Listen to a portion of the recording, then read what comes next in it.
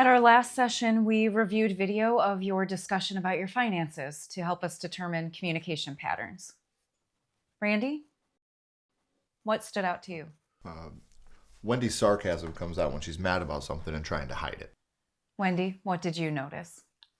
I saw that Randy tried to listen, but he soon interrupted it. I didn't interrupt. I responded. Go on. But soon interrupted if he didn't agree with what I had to say. How did that make you feel, not being able to finish your thought? Like what I have to say has no value. Like it doesn't matter. Randy, did you notice if you spoke before Wendy'd had a chance to finish her thought? I noticed, but she was upset. And I was trying to assure her that hiding the money was not my intention. You sold the Harley without talking to me about it first. It was just taking up space in the garage. Space that we need, we could use right now. You know I love your bike. We used to ride it all the time before we got married. He told me he put the money in our bank. I look, there isn't a deposit for $10,000. I bought the bike before we met, so that was my money. I put it in my savings account, not our joint account. Wendy had my intentions all wrong, so I wanted to correct her. I wanted to get ahead of it before she went down this rabbit hole. Okay, I don't need to be corrected. And when you interrupt me like that, it makes me feel like my feelings shouldn't exist. They can exist. I just don't want them to consume you. Is it possible that this is about more than just selling the Harley? Why did you need that space in the garage? Well, Randy also converted the nursery. It was my office before it was the nursery. I converted it back because I was out of sight, out of mind. I don't see what the harm is in that. The harm is you didn't talk to me about it first, just like selling the Harley. Communication is one way that partners use to show love, to form a connection. When your partner shares something that's difficult for them, ask yourself, are they looking for connection or are they looking for solutions? It's important that we recognize when they're trying to show love and that you allow yourself to accept that love, especially when your communication styles differ. If you reject their attempt, then you can create a disconnect and further the distance between yourselves and your shared goal. I want to revisit something that we've touched on in the past, active listening. It's hard to listen when nobody's talking. You would have said no. So your answer was to go behind my back? No, I thought I was helping you to be okay with it. I'm not going to be okay with it ever. We had 4 miscarriages in 2 years. 4. We could have 1 million children, and I will never forget the ones we didn't have. I just don't understand how you can let this consume your whole life. I mean, it would be different if we would have held them, if we would have met them. I met them. I held them. Maybe not in my arms, but I held them. Can I be completely honest? Of course. We've been coming here for over a year. A year. And we're not any better than when we started. Where do you think you and Wendy would be if you hadn't come to counseling at all? I don't know if we'd still be married. Wendy? I don't know. I think back on my parents' marriage and they couldn't stand the sight of each other. They said they stayed together because of my brother and I, but honestly, I think they stayed together because my mom had no money and my dad, he didn't know how to cook. Is that what you believe now? I don't know. Maybe they stayed because that's all they knew. I don't want that to be us. I don't want that to be us either. I just don't know what to do. We've tried everything. We've tried memory boxes. We've tried daily compliments and gratitudes. We've tried so many things to make this work. I would understand her distance if I had done something wrong, but I haven't. I've been with her every step of the way. Wendy, do you have a response? I need more than your support. I need you to care. I do About care! the miscarriages, I need you to care about them. It's like we're living on 2 different planets. That's all I think about, and you just want to forget. I understand your frustration. A lot of times couples, they grieve differently when there's a shared loss. And especially with a miscarriage, it's normal for the person who wasn't pregnant to reach acceptance first. But we're here to develop healthy communication and talk openly and to not assign blame or resentment. I don't blame her. I've never blamed her. It wasn't her fault. These things happen. But you resent me. You resent me for not wanting to try again. I can't put myself through another miscarriage. I cannot do it. Sex isn't just about pregnancy.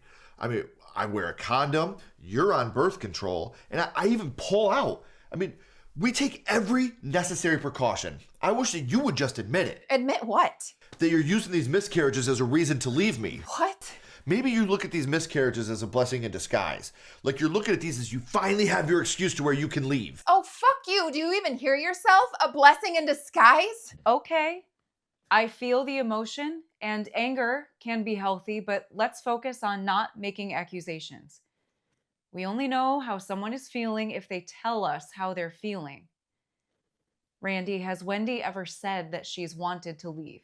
No, she's never fully come out and said it, but she doesn't have to. This isn't just about sex. Even if I want a hug before I leave for work or a kiss good morning, she recoils. It's like I'm repulsive to her. I statements. Okay, I believe that she thinks I'm repulsive. I don't think you're repulsive. I think you're an asshole. Let's pause for a moment. Take a deep breath. And let's try to focus on why we're here. One reason why couples come to counseling is to improve their communication and have a healthier relationship. Counseling can also lead couples to realize that staying together is not the best choice for them. I believe we need to revisit your reasons for being here to ensure that they're still aligned. Randy? I'm here because I love my wife, and I want her to know that she didn't go through this alone. I dealt with those miscarriages too. Wendy? I asked for couples counseling because I feel like I have to hide my feelings. Like my feelings are a burden on you. I wanted a third opinion, I guess. What I'm hearing is, Randy, you're here because you deeply love Wendy and that you want to support her through your mutual loss.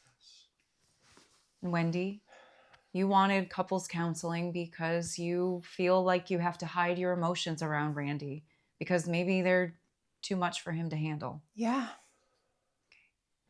That brings us right back to active listening. That's where your disconnect is.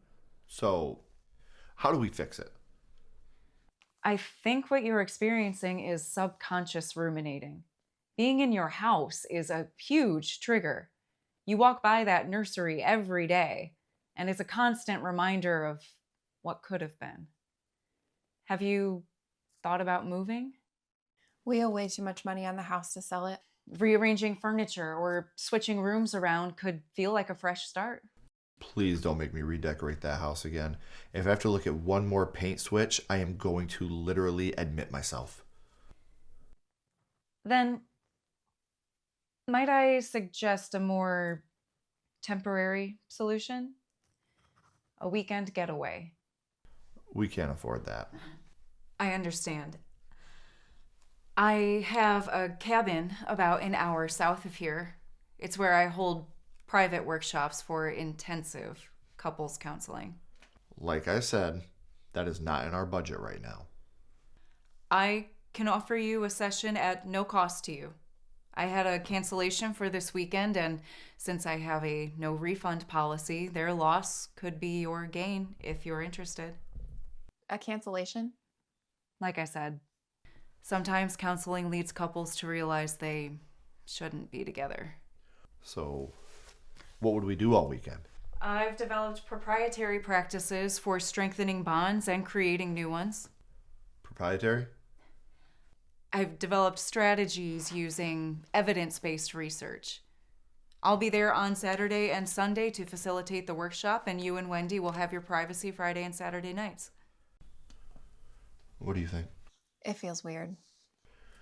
I'm willing to try if it can get us to where we want to be. Yeah, but counseling was your idea in the first place. You have to work on Sunday. I can get someone to cover my shift. That's not a big deal. Okay. We're almost at the end of the session for today. I can email you directions and the key codes on Friday, as well as a list of house rules. Don't make too much noise. Be mindful of the neighbors. And there's a waiver I'll need both of you to sign. A waiver? It's a standard liability waiver, just in case there are any accidents while you are on the property. I've held this workshop for years, and there's never been any problems.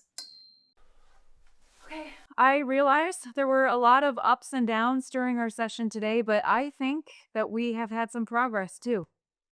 I'm excited to see what we can achieve this weekend. Us too.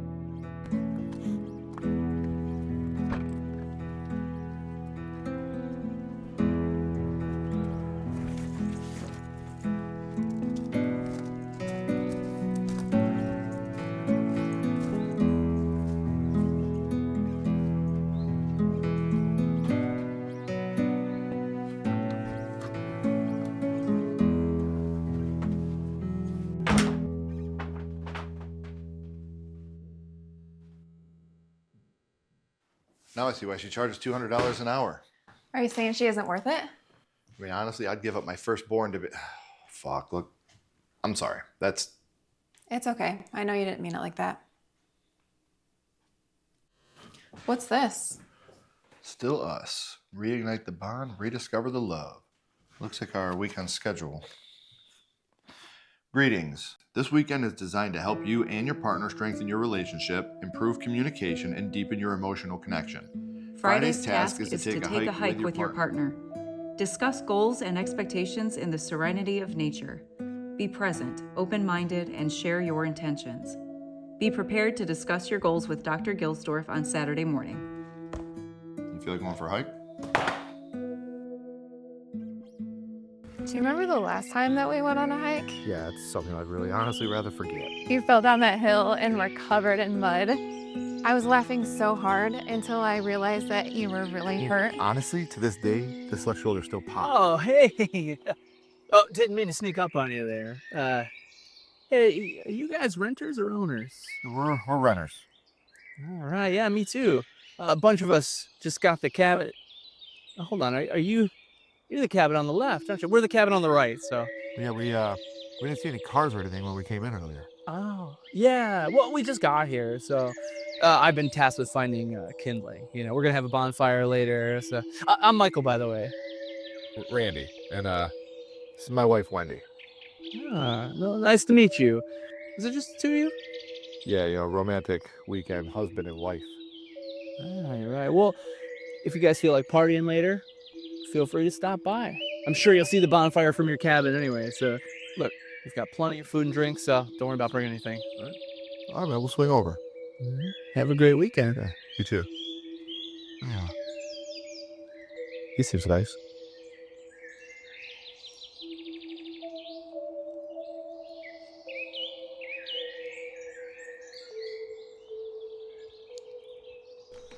Hey, Wendy. Which tie do you like better, the gray or the black? I want to dress nice for dinner tonight. The black one. Did you find anything good? Yeah, but it might be a little difficult to make dinner. There's no knives. Did you check the silverware drawer? Just forks and spoons. Maybe the people that stayed here before us couldn't be trusted with sharp objects. What's the matter? Just that guy from earlier. What, Michael? What, you think he came in here and took all our knives? No, I just can't shake the feeling. He really creeped me out. Well, I'll protect you. Will you please go set the table while I fix dinner? Yeah. I got a better idea.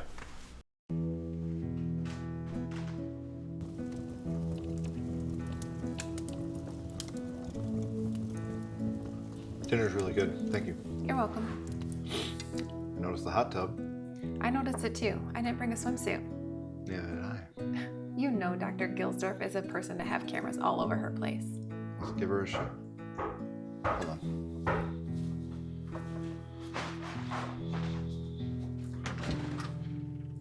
Hey, what's up, man? Oh, hey, Sorry if our music's too loud. Nah, we can't hear a thing. Hey, Michael's here. Hey, sorry to interrupt your romantic dinner, but do you have any tin foil? We're grilling and I forgot the tin foil. So, and our cabin doesn't have any either. If you really, really need some, I can look. Could you? I'd really appreciate that. I mean, it's either tin foil or starve. Yeah, I got you. Wow. You look really nice. How's your evening going? It's going good. Sorry, man. I ain't got no tinfoil. Damn. Well, I can probably make do, unless, would you mind checking the closet or pantry? Maybe, sometimes hosts will leave extra supplies and stuff in the laundry room. Yeah, it's in the basement. Give me 1 second, I'll go check. Yeah, I really appreciate it. Thank you so much. Oh, man. My back's really killing me. You mind if I have a seat there? So, you two been married long? A few years. Oh, still in that honeymoon phase. Yeah. I'm divorced. No kidding. Well, you know how women can be, right? So, any kids? Man, look at this spread you got. Some wine. Got a nice fire going. Shit, put on some Boys to Men. Somebody's getting laid tonight. I'll make love to you like I you know want. the song, thank you. Yeah, I bet you know the song. Bet you know a lot of stuff. On the walk earlier, saw what you got. It's just nice curves. I hope he appreciates those. I'll tell you what, if you come home with me. I'm sorry, man. We don't have any tinfoil. Oh, hey, that's all right, man. No worries. Hey, I hope you guys can still come by later. We'll try. What's going on, man? Just appreciating the view. Look, I think it's time for you to go. Oh, don't be like that. I think there's plenty of stuff here for everybody to share. I said it's time for you to fucking go. Well, I haven't even had a chance to try it yet. Let's see. And you made this.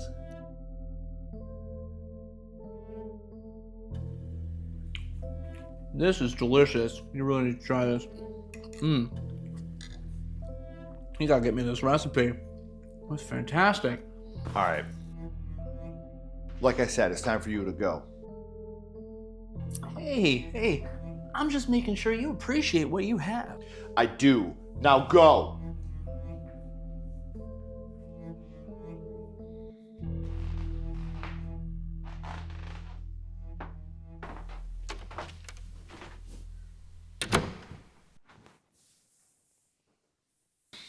Look, I'm sorry. I told you that guy was a creep. No, he's an asshole. And I bet he gets his rocks off by messing with people. I don't want to talk about this anymore. I wasn't going to let anything happen to you. You did a real great job kicking him out. What the fuck was I supposed to do, Wendy? It doesn't matter. He's gone now.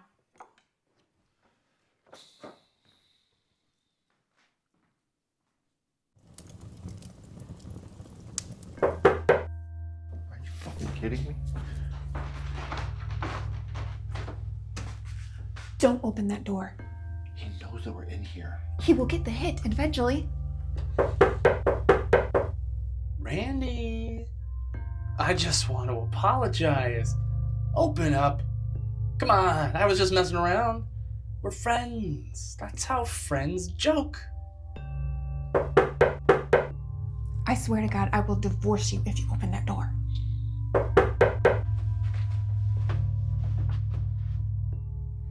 Tell Wendy I'm sorry. I'm not going to tell Wendy anything. Why don't we make this a private party? Just me, your beautiful wife. I guess you can be there too. This was kind of cute at first, but now you're getting way out of line. Well, you might as well get in line because it's just me out here. You see, I lied earlier. There's no one else around. There's no bonfire. There's no friends. It's just me, you, and your wife for miles. Get the fuck out of here! I'm gonna kick your ass!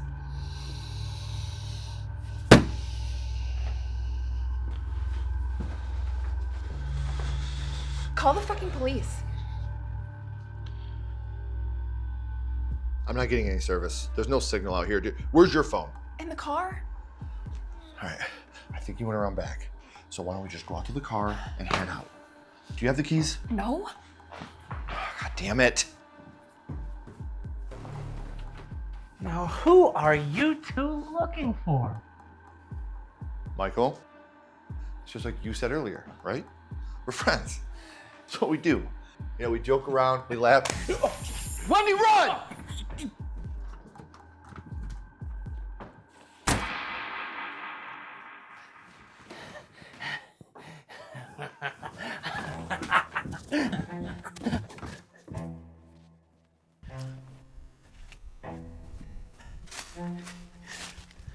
Wendy! Wendy, I know you're out here. Oh, such a shame about your dead husband. Oh, but let's be honest, you're probably relieved. I mean, the only people that come out here are on their last legs anyways. He probably saw this coming. After all, the relationship was over anyway. I bet he fucking sucks in bed. You're better off. You should take me for a spin. How about that? Where are you, Wendy? You know, I've always enjoyed a nice game of hide and seek. And there's one more thing you need to know. You should run.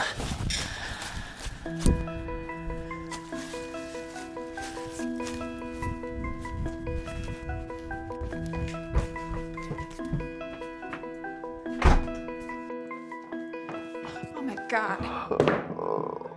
Oh, he shot me. Oh my god. Ah! Sorry. Okay, be quiet. I'm gonna take this off. Ah!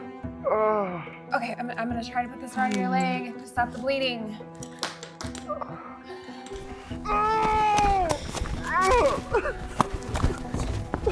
Where is he? Where are you, Wendy?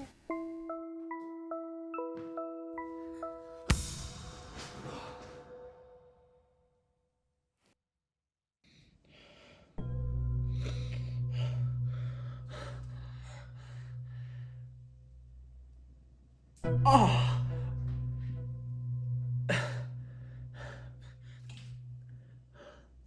He fucking tied me up. You shot me in the leg. Oh. Come on, we can put the gun down. We can talk this out. Look, I was just playing, okay? Shut the fuck up. Where are our keys? I am the wrong person to ask. Shut the fuck up, Michael. I'm not gonna ask you again. You call this bitch off me, Randy? Watch your mouth. Look, okay, I am Justine's husband, all right? My name is Michael Gilsdorf. Look, okay? I'm just an actor, okay? Fuck, oh God. This is all part of an elaborate trauma bond package or whatever. I've never seen this guy in my life. Look, I'm on your side, okay? I just go along with it because I get paid, all right? What are you talking about? Look, does $10,000 mean anything to you, right? Does that number ring a bell? Fuck. Okay, all right. All right, put the gun down. Come on. I can probably get a discount, all right? All right, we can get some of that money back. Hell, you might even be able to buy that Harley back, all right? Look, if you want proof, okay? Just check his phone, right? He's not supposed to dial 911. I bet he didn't. I bet he only dialed 912, okay? Shut the fuck up!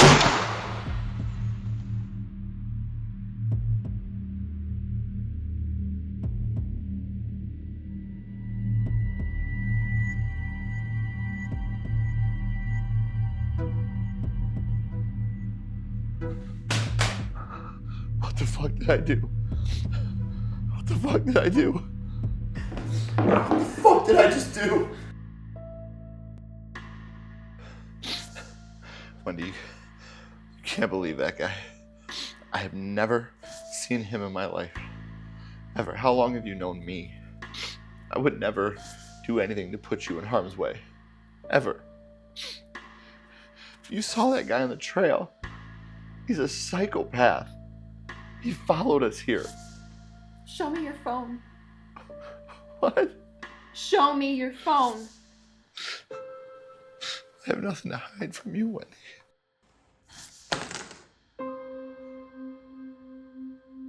I thought you didn't have your keys. Wendy. When I met you that night at your friend's house, I knew I wanted to spend the rest of my life with you. I made a decision then that if I had to, I would kill for you. I would die for you. I would never do anything to hurt you. But I need to go to the hospital. Thank you. Thank you. I love you. What? Please don't. Please. Please don't.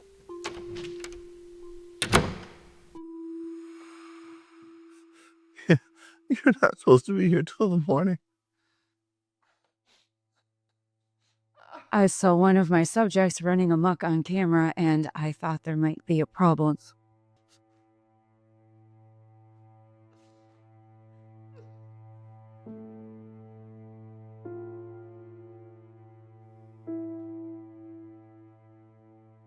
Looks like I was right. What the fuck is going on?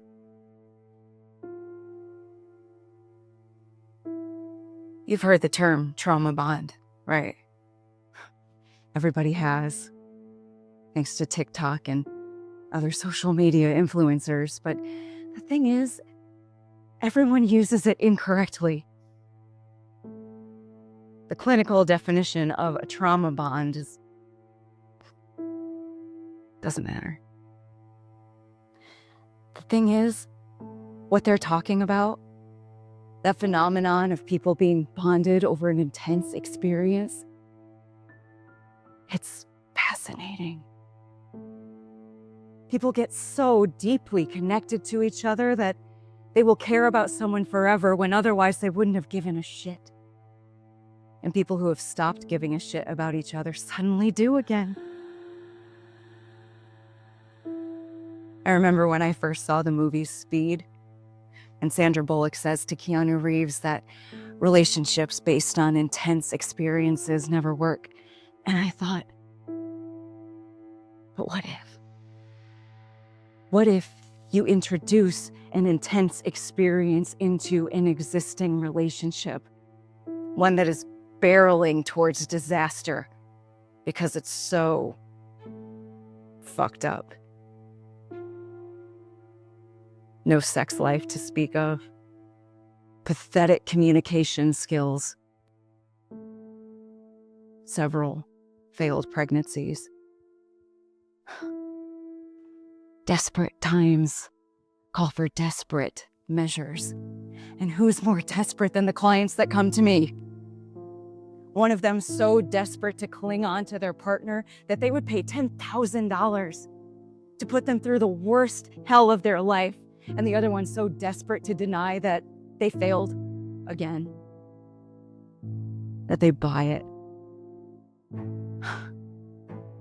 It's the best evidence-based research I've ever seen.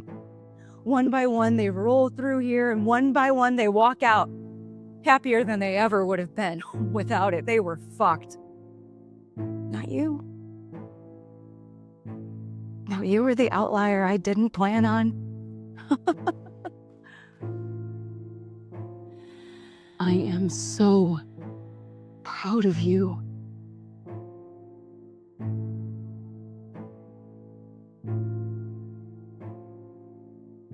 But I think you're gonna need a better partner. Apparently, I am too.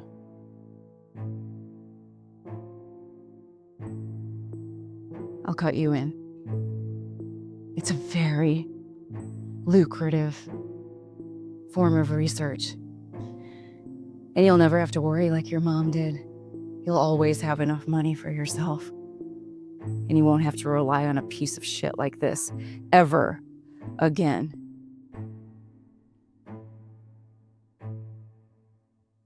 What do you say?